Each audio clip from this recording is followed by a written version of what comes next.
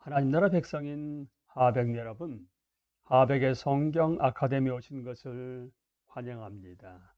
이 시간은 구약을 읽다 60강 시간입니다. 함께 나눌 주제는 포로 시대입니다. 포로 시대 가운데서도 마지막인 선지자 다니엘이 느부갓네살의 왕궁에서 섬기다입니다. 느부갓네살 신상에 절하다.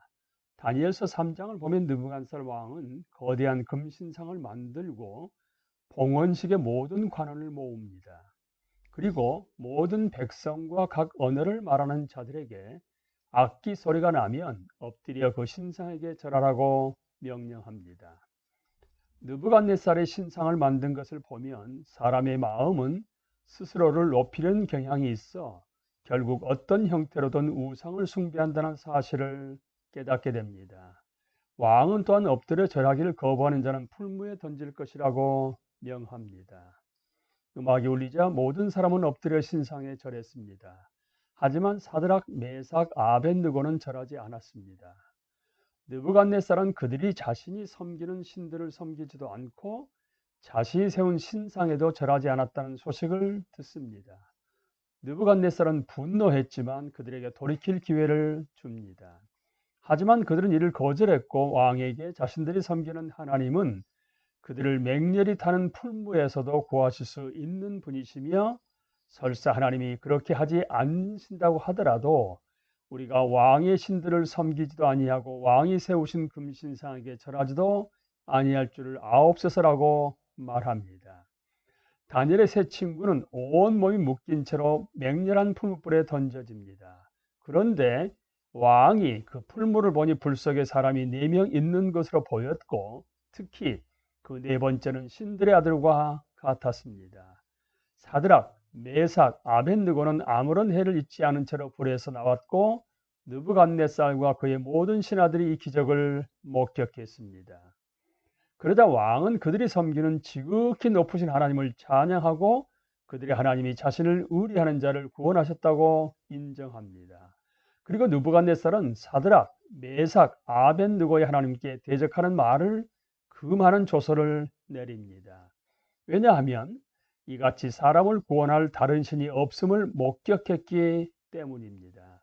하지만 왕은 신속하게 이스라엘 하나님을 잊고 다시 한번 자고합니다. 느부갓네살이 낮아지다. 느부갓네살이 태평성대를 누리던 와중에 또 다른 꿈이 그를 성가시게 한 하나님이 기름 부으신 왕, 만왕의 왕이자 만군의 주인 예수 그리스도가 겸손하여서 나귀를 타시고 예루살렘에 들어가신 것은 매우 충격적인 일입니다. 따라서 그의 왕권은 다른 어떤 이가 세운 왕권과도 구별됩니다. 왜냐하게 되면 이 왕은 하나님의 종으로서 십자가에서 죽을 때까지 스스로를 낮추셨기 때문입니다. 이야말로 종으로 오신 왕으로서 하나님의 영원한 나라를 세우실 분이십니다. 다니엘이 네 나라의 환상을 보다. 다니엘은 느부갓네살 왕의 통치 기간뿐만 아니라 그의 아들인 아멜 마둑의 통치 기간에도 신하로 섬깁니다. 두 왕이 더 즉위한 이후 나보니두스가 바벨론의 마지막 왕이 됩니다. 하지만 나보니두스는 통치 기간 마지막에 아라비아로 출정을 떠났기 때문에 바벨론을 비우고 있었습니다. 따라서 그는 자신의 왕권을 큰 아들인 벨사살에게 맡겨 왕세자로 바벨론을 통치하도록 했습니다. 벨사살이 통치하던 이 바벨론 제국의 마지막 때 다니엘은 꿈을 꿉니다. 선지자는 거품이 있는 바다에서 4마리의 괴이하고 두렵게 생긴 짐승들이 나오는 환상을 봅니다. 날개 달린 사자와 같은데 사람의 마음을 받고 2발로 걷는 짐승. 개겔스러운 곰과 같은데 갈빗대를 3개 물고 몸을 한쪽으로 들고 있는 짐승. 표범과 같은데 날개와 머리가 4개씩 달린 짐승. 그리고 10뿔이 달리고 이가 쇠로 되어 있는 극도로 두렵고 뽐내는 생물이었습니다. 이 혼란스러운 환상들에 이어서 다니엘은 옛적부터 항상 계신 분이 심판 자리에 앉아 계시는 환상을 봅니다. 그분은 천만천사와 셀 수 없이 많은 구원받은 자들로 둘러싸여 있었습니다. 다니엘이 하늘 왕궁의 영광을 보고 있을 때 사람 같은 분이 그 우주의 왕에게 나아갑니다. 그분은 영원한 나라를 받았고 땅의 모든 사람은 그분을 섬길 것입니다. 다니엘 스스로도 내 머릿속의 환상이 나를 번민하게 한지라 라고 말합니다. 그렇게 많은 꿈을 해석했던 다니엘도 하나님이 이 꿈을 해석해 주시기를 바랐습니다. 느부갓네살의 꿈과 마찬가지로 다니엘은 그 짐승들이 이어지는 네 왕국인 바벨론, 바사, 그리스, 로마 제국을 상징한다는 사실을 알았습니다. 그런데 다니엘은 네 번째 왕국에 특별한 관심을 기울입니다. 그 왕국이 가장 강력할 뿐만 아니라 특히 하나님의 백성에게 전쟁을 일으키기 때문입니다. 이전 꿈과 마찬가지로 그 환상은 다섯 번째 왕국, 즉 하나님의 영원한 나라가 도래하면서 절정에 달합니다.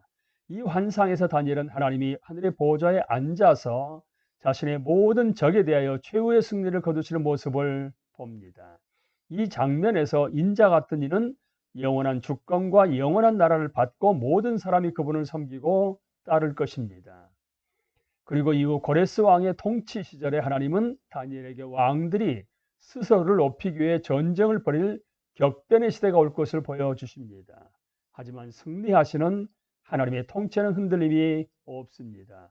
왜냐하면 하나님은 반드시 악한 자들을 심판하시고 자신의 책에 이름이 기록된 자들을 살리실 것이기 때문입니다. 다니엘이 본 하나님이 다스리시는 영원한 나라의 환상이 지닌 의의를 잘 생각해 보면 예수님의 말씀에서 똑같은 구절을 본다는 점을 깨닫게 됩니다. 이로부터 500년 후에 예수님은 때가 찼고 하나님 나라가 가까이 왔으니 회개하고 복음을 믿으라 라고 장엄하게 선포하시며 사역을 시작하십니다. 하나님 나라가 도래했다는 것은 예수님의 모든 가르침 중에서도 가장 두드러지는 주제입니다. 하나님 나라의 도래는 예수님께서 하신 비유의 주된 내용이며 예수님께서 하시는 모든 상징적 행위의 참된 의미이기도 합니다. 예수 그리스도가 사람들 앞에서 기적을 베푸신 목적 역시 하나님 나라가 도래했음을 보여주기 위함이었습니다. 그렇기 때문에 예수님은 다음과 같이 말씀하신 것입니다. 내가 하나님의 성령을 힘입어 귀신을 쫓아내는 것이면 하나님의 나라가 이미 너에게 임하였느니라. 또한 예수님은 종종 비유를 들어 하나님 나라의 본질에 대해서 말씀하시며 사람이 그 나라에 들어가기 위한 조건에 대해서도 설명하십니다. 공생의 마지막 순간에 예수님은 재판받는 자리에 끌려가십니다. 이때 대제사장은 예수님께 굉장히 중요한 질문을 던집니다. 내가 너로 살아계신 하나님께 맹세하게 하노니 내가 하나님의 아들 그리스도인지 우리에게 말하라.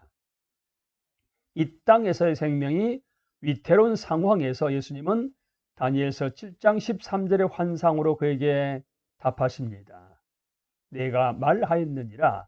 그러나 내가 너에게 이르노니 이후에 인자가 권능의 우편에 앉아 있는 것과 하늘 구름을 타고 오는 것을 너희가 보리라. 빈 무덤 연구를 계속하다 보면 신약 성경은 하나님 나라가 이미 메시아인 예수님 안에서 도래했음을 증언하고 있다는 사실을 발견할 것입니다. 예수님의 주권이 미치는 범위는 날마다 커져갑니다. 왜냐하면 전 세계 모든 민족이 예수님을 주님과 왕으로 믿고 예배하기 때문입니다. 언젠가 왕이 돌아오시고 모든 민족이 하나님의 보좌 앞에서 예배할 그날이 올 것입니다. 그리고 다니엘 선지자는 이미 주전 6세기 하나님의 영광스럽고도 영원한 왕국을 환상으로 보았던 것입니다. 우리는 이 시간에 포로 시대의 마지막인 선지자 다니엘이 느부갓네살의 왕국의 섬기다를 함께 나누었습니다. 강의를 마치겠습니다. 감사합니다.